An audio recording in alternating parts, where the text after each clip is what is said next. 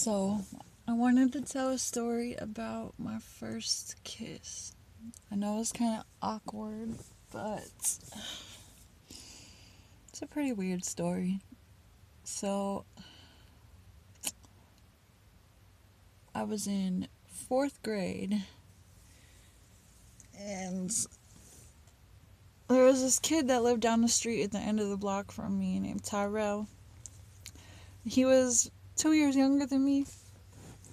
Crazy kid, man. Crazy little boy.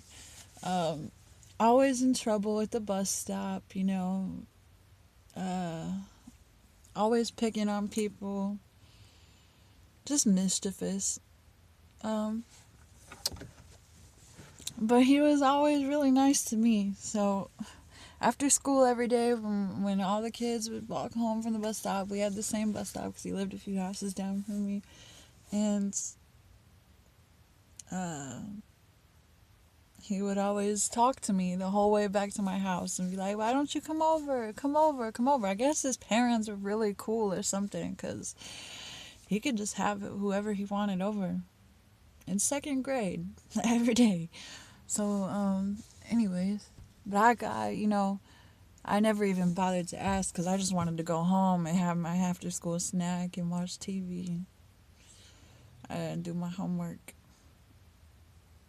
I didn't want to go. I didn't want to fool with asking if I could go to his house because he kind of annoyed me and stuff. He was always yelling, hollering at me. So,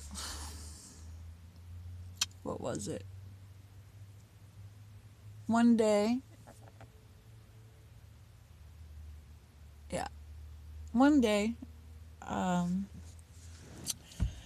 he ended up asking me so many times where I had to give in and ask my family if I could go down the block just for a couple hours. So I went to his house, and they didn't know where I was going, but so I went to his house, and he was like, "I got something to show you," and I went. Um, he was like, "I'm gonna play something on the computer," and he pulled up a porn video. It was the first time I ever saw porn, and I was like, "Oh my god!" And he was younger than me too. It was like, I don't want to watch this, so I ran outside. I was like, "I'm going home. This is weird. This kid is weird." So he was like, "No." He was like, "One more thing before you leave," and then I was right at the door at his house. He pushed me against the wall and gave me a kiss, and I was like, "Oh." It was really sweet, but it was really weird. I was like, yeah. After that, I knew it would never be the same. So I never really talked to him again after that because it was really awkward. And right after that happened, I immediately felt guilty, and I was like, I knew if my family found out, it would be really embarrassing, and they would be upset. But I ran home.